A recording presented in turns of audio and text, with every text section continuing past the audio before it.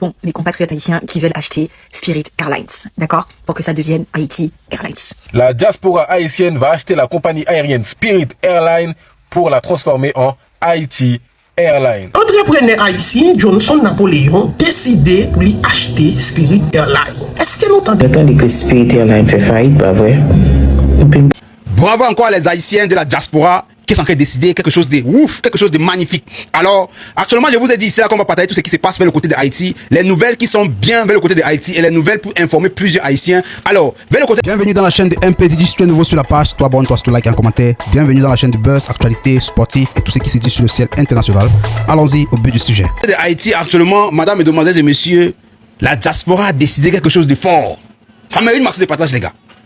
La diaspora haïtienne a décidé de payer une compagnie aérienne, Spirit. Donc, ils décident que, bon, actuellement, nous, on passe des moments difficiles. Quand on veut rentrer vers le côté du pays, il n'y a pas des billets d'avion sont tellement chers. Et pour un trajet de 2 heures, 3 heures, on paye les $2000, les $1500. Et pourtant, nous-mêmes, la diaspora, on est capable de payer à qui?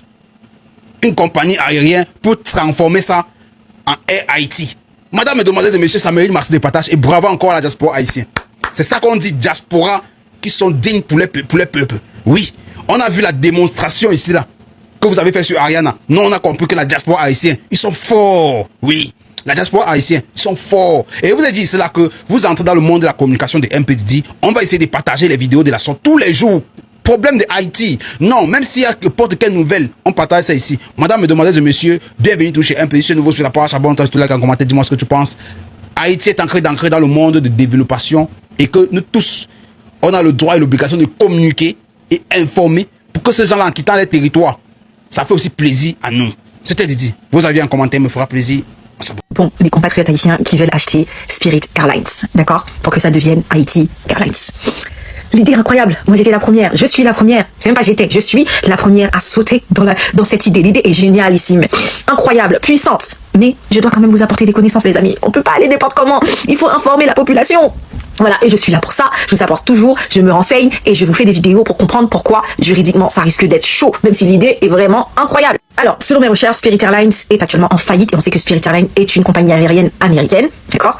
Et aujourd'hui, ils ont déposé en gros leur bilan, ils ont la possibilité de vendre ou qu'on puisse le racheter, acheter ses actifs, etc. Ok? Que nous, j'ai vu une vague de mes compatriotes haïtiens qui veulent sauter sur l'occasion, qui est une très très bonne idée, c'est de pouvoir racheter Spirit Airlines et d'en faire Haiti Airlines, parce que ça fait longtemps que Haïti n'a plus de compagnie aérienne, on en avait à l'époque, mais on n'en a plus. Vous connaissez la situation. Le problème, c'est juridiquement parlant, on ne peut pas juste prendre le nom de Spirit Airlines et le remplacer par Haiti Airlines. Vous savez, tout est encadré juridiquement parlant. Une compagnie aérienne, malheureusement, selon les règles, les normes, les lois américaines, doit rester sous contrôle américain. Donc, une structure étrangère, notamment Haïti, ne peut juste pas venir la reprendre comme ça, librement. Cependant, je vois l'idée. L'idée, c'est de racheter les avions de Spirit Airlines, ok? Qui en soi est quand même une très très bonne chose. Là encore, il faut comprendre une chose essentielle, c'est que acheter juste des avions ne veut pas dire que vous allez créer une compagnie aérienne. C'est acheter simplement les outils. C'est là tout le problème, c'est que même si nous les Haïtiens, on veut racheter les avions de Spirit Airlines et pas juste prendre c'est-à-dire la structure Spirit Airlines, on décide de cotiser, de faire une cagnotte, etc. Le problème, c'est que pour faire voler cet avion, il y a tellement de normes internationales à respecter. Il faut une licence officielle, ce qu'on appelle le AOC. Il faut des pilotes certifiés. Bon, on en a quand même en Haïti, ça j'ai pas de doute. Il faut une maintenance des avions validée. Et là où c'est encore plus chaud, il faut des assurances extrêmement élevées,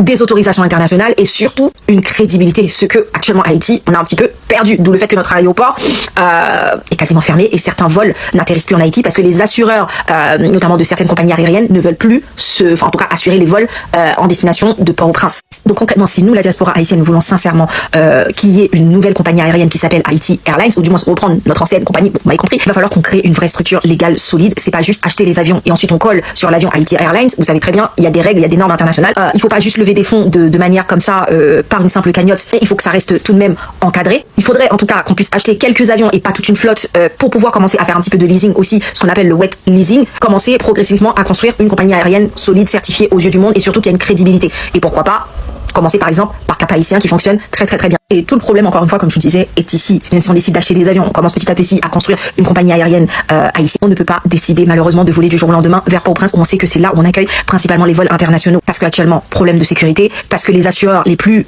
connus actuellement ne veulent plus assurer, en tout cas Port-au-Prince, parce qu'on a une restriction internationale limite un embargo sur Haïti, que vous savez très bien que les États-Unis ont déposé sur notre dos, même avec des contrats privés de sécurité autour de l'État, ça ne suffit pas malheureusement à devoir rassurer en tout cas les assurances internationales. Dans l'aviation, ce qui prime à bord, c'est l'assurance. S'il n'y a pas d'assurance, vous ne volez pas. C'est comme ça. La meilleure stratégie qu'on pourrait effectivement avoir aujourd'hui, c'est de pouvoir commencer à construire notre crédibilité. C'est-à-dire, si on décide d'acheter quelques avions et qu'on met en place toute la structure, une structure solide comme je vous ai dit, c'est avant tout ne pas commencer des vols par Port-au-Prince, malheureusement. Même si on a envie, on a soif de ça. Je suis la première qui attend que ça. Mon père n'attend que ça. Mais commencer par les autres aéroports que nous avons actuellement, le Cap-Haïtien, par des zones beaucoup plus stratégiques, notamment Miami, la Floride, qui fonctionnent super bien, et construire cette crédibilité internationale pour pouvoir rassurer les assureurs au fur et à mesure, basculer lorsqu'on verra la possibilité de voler vers Port-au-Prince. Ce qui est sûr, une compagnie aérienne ne meurt pas faute d'avion. Elle meurt en tout cas à cause d'une mauvaise gestion, d'un manque de structure, de problèmes de sécurité, surtout d'un manque de crédibilité. Et c'est ce que nous avons perdu malheureusement. D'où le fait que les Haïtiens, vous devez rapidement faire en sorte de récupérer l'aéroport international pour pouvoir mettre tout ça en place. Voilà guys, je vous fais des gros bisous. La diaspora haïtienne va acheter la compagnie aérienne Spirit Airlines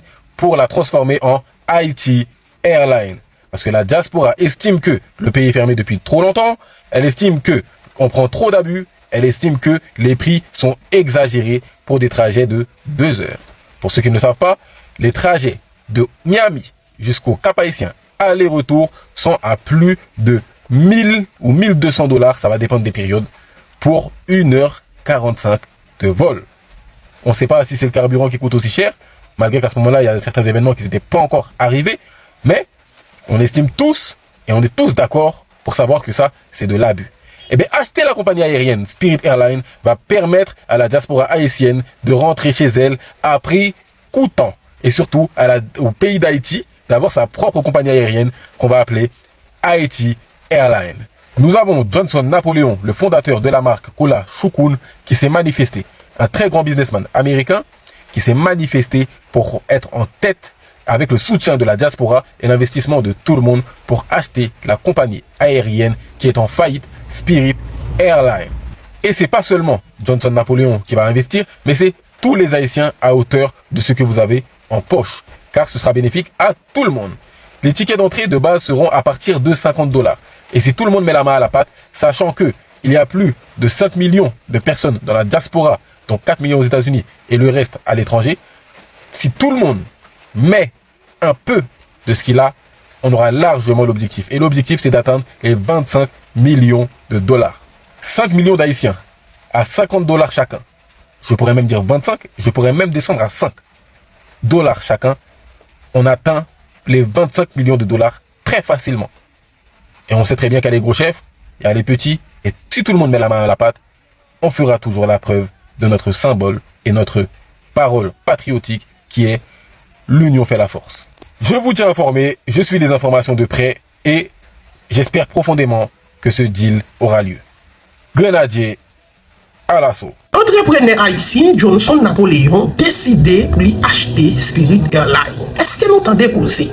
Eh bien, c'est dans un post qui fait sur Facebook que je vais lire pour nous là, mais qui ça lui dit dans le post là. Il dit comme ça, dans le week-end, on a partagé ça me pensait sur Spirit Airlines qui fait bien. Et en pile dans nous encourager pour nous prendre une chance acheter ou soit louer quelques avions Spirit yo pour nous faire une compagnie airline en Haïti. Il marqué AN Airline for the diaspora by the diaspora. Il continue dans le poste là pour lui dire, après un pile prière avec bon genre discussion avec madame moi, famille moi, on a décidé de lancer projet ça. Si vous êtes intéressé pour faire partie des voyages ça, comme un investisseur, écris-moi là-dedans dans les commentaires. Moi je vais mettre un website côté ou pledge combien vous pouvez investir, c'est bien ça sous pied. Moi pas besoin d'argent qu'on y a. C'est juste une promesse qu'on a investi. On a commencé à partir de 50 $. Nous voulons une promesse que nous allons lever 25 millions de $. En tout cas, ça c'est parce que Johnson Napoléon, entrepreneur haïtien, ça que nous connaissons, qui vient en fait en pile parler en pile de lui dans la communauté, fait sur Facebook, en façon pour le cas montrer projet et les gagner, pour lui acheter compagnie aérienne Spirit Airlines. Ou même, moi, dis qui sont passés dans les commentaires, moi-même, j'aime toujours dire, non, c'est pas moi qui fait information, c'est en fait, si vous cherchez pas, moi, tomber sur quelques petits détails, et puis, moi, choisi partager ensemble avec nous. Est-ce que nous comprenons? Et viens pas l'eau, on est depuis m'tendre un bagage qui bon, faut entendre le tout. Et bien, entendez idée ça, ensemble avec nous. Si vous entendez que Spirit Airlines fait faillite, pas vrai? Et puis, pour dormir, il est passé dans tête. Spirit Airlines fait faillite. L'homme fait recherche, Spirit Airlines fait faillite pour moins qu'un billion de $. Ok, so si 5 millions haïtiens mettent ensemble, nous baillons 200 $ nous chaque. nous bail $200 nous chaque pour nous acheter Spirit Airlines, nous tourner Haiti Airlines.